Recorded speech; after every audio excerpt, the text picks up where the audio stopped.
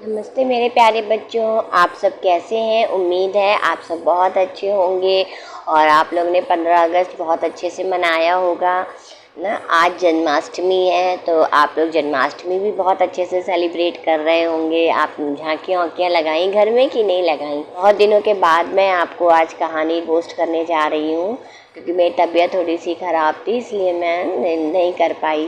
तो चलिए शुरू करते हैं आज की कहानी। आओ सुनाएं प्यारी प्यारी कहानियाँ। तो बच्चों, आज की कहानी है एक व्यापारी की कहानी। उसका नाम था सूरज। वो एक गांव में रहता था और सूप आप लोग जानते हैं, जिससे आपने देखा होगा कि जो किसान लोग होते हैं या आपके घरों में भी सूपा होगा जिससे अनाज को फटक कर साफ किया जाता है। तो वो सूप जो है वो उसे शहर में जा कर के और बेचा करता था। उसके सूप पूरी तरह से बन गए थे खूब सारे, तो उसने सोचा कि अब मैं इसको ले जा कर के और शहर में बेच देता हूँ। उसने अपनी माँ से कहा कि माँ, मैं ये सूप बेचने के लिए मुझे शहर जाना है, तो आप मेरे लिए कल मैं निकलूँगा तो आप मेरे लिए रास्ते का खाना बना देना। उसकी माँ ने उसके लिए दूसरे दिन सुबह सुबह उठ कर के रोटी और मक्खन बना दिया। उसकी माँ ने उसको खूब सारा मक्खन एक डब्बे में भर के और दे दिया और रोटियां बना करके रास्ते के लिए दे दी, क्योंकि जो शहर था वो गांव से बहुत दूर था। उसको काफ़ी लंबा समय तय करना था। वो अब सब चीज़ें ले कर के और चल दिया, घर से निकला। और सूप जो बेचने वाले सूप थे वो सूप भी उसने अपने बांध लिए एक उस बोरी में रख करके। चलते चलते वो एक गाँव में पहुंचा। जब गांव वालों ने पूछा कि तुम कहाँ जा रहे हो, तो उसने बोला मैं शहर जा रहा हूँ सूपा बेचने के लिए। फिर वहीं बैठ करके उसने थोड़ी सी रोटियां खाई और मक्खन खाया। फिर भी मक्खन उसके पास और रोटियां बच गई थी, रात के लिए भी माँ ने दी थी कि बेटा रात में भी खा लेना। अब वो फिर आगे बढ़ा। जब वो थोड़ी और आगे गया तो वहाँ पे उसको प्यास लगने लग गई। तो उसने देखा कि वहाँ पे आज एक कुआं था। कुएं के पास कोई भी नहीं था, लेकिन जब वो कुएं के पास गया तो उसने देखा वहाँ पे एक बाल्टी और एक रस्सी रखी हुई थी। तो उसने क्या किया, कुएं में बाल्टी डाल करके पानी निकाल लिया। अब पानी पिया उसने। अब उसने सोचा कि यहाँ तो बाल्टी मुझे मिल गई रखी हुई, अब मुझे आगे प्यास लगेगी तो मैं क्या करूँगा, मेरे पास पानी के लिए तो और कुछ सामान भी नहीं है। तो उसने वो बाल्टी फिर से कुएं में डाली और पूरी बाल्टी भर ली पानी से। और वो बाल्टी और वो रस्सी दोनों चीज़ें लेकर के अपने साथ और चल दिया। उसने कहा जब मैं वापस लौटूंगा शहर से तो यहाँ पर ये बाल्टी और रस्सी रख दूंगा। वो पानी की बाल्टी और रस्सी लेकर के चल दिया। चलते चलते वो थोड़ा सा आगे बढ़ा। आगे जब वो बढ़ा तो उसको एक जगह पे खूब सारे काले रंग के कीड़े दिखाई दिए। आप लोगों ने वो गुबरैले देखे, बहुत बड़े बड़े साइज के गुबरैले होते हैं। इतने बड़े साइज का होता है वो गुबरैला, एक गुबरैला इतने बड़े साइज का होता है, खूब बड़े बड़े होते हैं वो। तो उसने उसको वो बहुत सुंदर लगा वो, और उसमें से उसने एक ठो पकड़ लिया और पकड़ करके उसको अपने पास रख लिया डिब्बी में। उसके पास एक डिब्बी थी, उसमें उसने रखा। अब वो उसको लेकर के चल दिया। उसने कहा घर जाके माँ को दिखाऊंगा कि माँ देखो कितना सुंदर है ये कीड़ा। फिर वो चल आगे बढ़ा तो जंगल में पहुंचा। जंगल में चलते चलते उस अंधेरा हो गया था।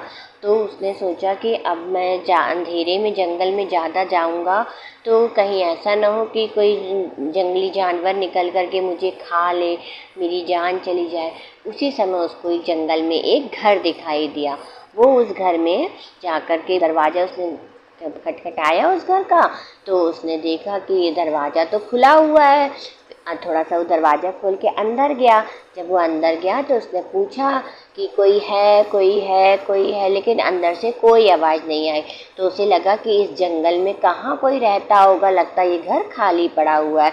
तो वो उस घर में अंदर चला गया और वहीं अंदर से दरवाज़ा बंद कर लिया उसने। और अपना, क्योंकि अंधेरा हो गया था, भूख भी लग रही थी, तो उसने बची हुई रोटी और मक्खन निकाला और खाने लगा। जब उसने खा लिया, खा करके वो सो गया। उसको बहुत थक, कि वो इतनी देर से चलता हुआ आ रहा था, वो बहुत ज़्यादा थका हुआ था, तो उसे बहुत जल्दी नींद भी आ गई। अब क्या हुआ कि आधी रात में उसे एकदम से ऐसा लगा जैसे कि कोई दरवाज़ा खटखटा रहा है उस घर का। तो उसने उठा, उठ करके उसने देखा, उसने कहा कि कौन दरवाज़ा इतनी रात में जंगल में कौन है जो दरवाज़ा खटखटा रहा है। उसने कहा कि मैं दरवाज़ा खोल के देखूं, लेकिन फिर उसे लगा कि कहीं कोई जानवर ना हो, मैं दरवाज़ा खोलूं तो वो एकदम से जानवर अंदर घुस आए और मुझे मार दे। तो उसने उस घर में एक छोटी सी खिड़की थी, उस खिड़की को खोला और देखा तो उसमें से उसने देखा कि बाहर एक बहुत बड़ा सा राक्षस था। अब वो डर गया कि अरे अब ये राक्षस आ गया इस समय, मैं कैसे अपने आप को बचाऊं, ये तो दरवाज़ा तोड़ देगा। तो अब राक्षस बाहर से बहुत ज़ोर ज़ोर से दरवाज़ा पीट रहा था। तो अंदर से इसने कहा अब मैं क्या करूं, मैं कैसे अपने आप को बचाऊं। तो इसने फिर एक तरकीब सोची। इसने ऐसे आवाज़ को अपनी भारी करके बोला, कौन है। तो राक्षस ने बोला, तुम कौन हो। तो इसने अंदर से सूरज ने बोला, पहले तुम बताओ तुम कौन हो। तो राक्षस ने बोला, मैं राक्षस हूँ। तो उसने सूरज ने अंदर से बोला कि मैं महाराक्षस हूँ।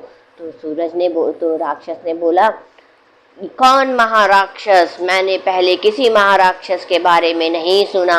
तो सूरज ने बोला, मैं आज ही यहाँ आया हूँ, ये घर मुझे बहुत पसंद आया, इसीलिए अब मैं इसी घर में रहूँगा।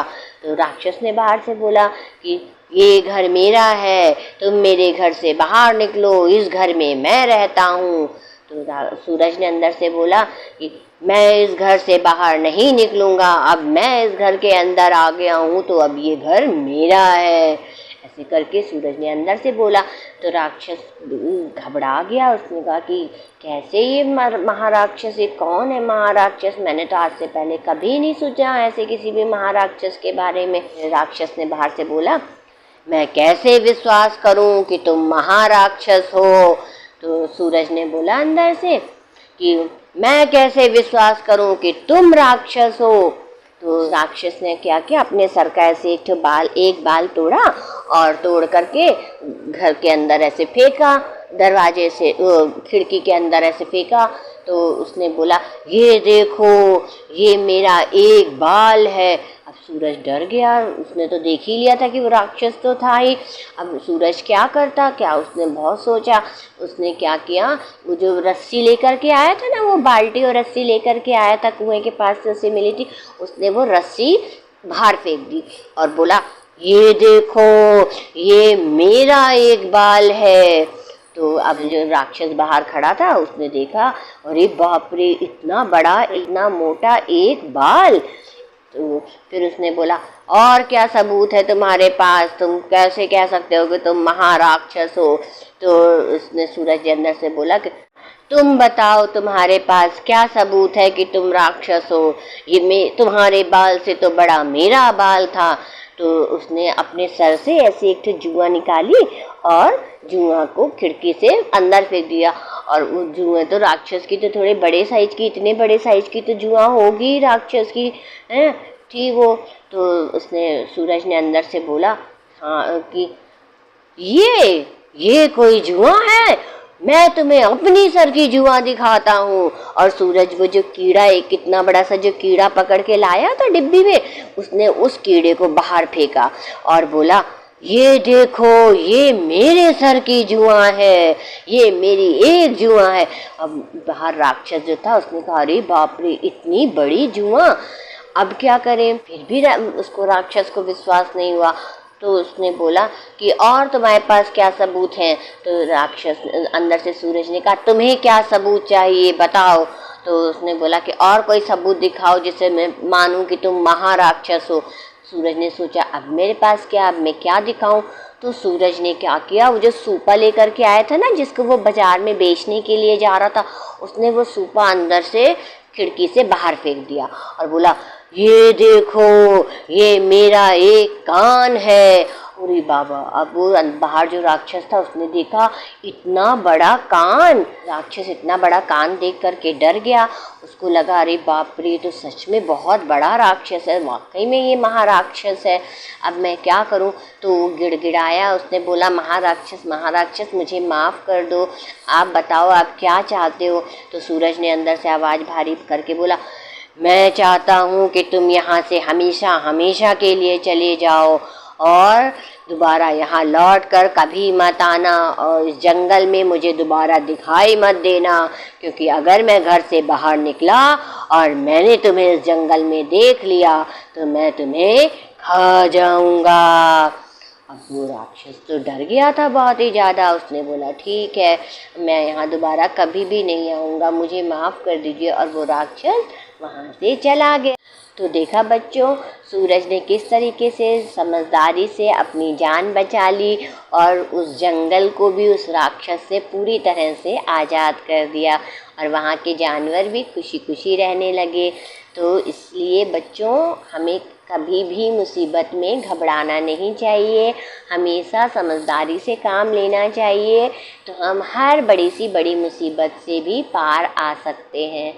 ठीक है, तो आपको ये कहानी मेरी कैसी लगी प्लीज़ मुझे बताइएगा कमेंट करके, और प्लीज़ मेरे चैनल को लाइक करिए, सब्सक्राइब करिए, ताकि मैं ऐसे ही प्यारी प्यारी कहानियाँ आपके लिए लाती रहूँ।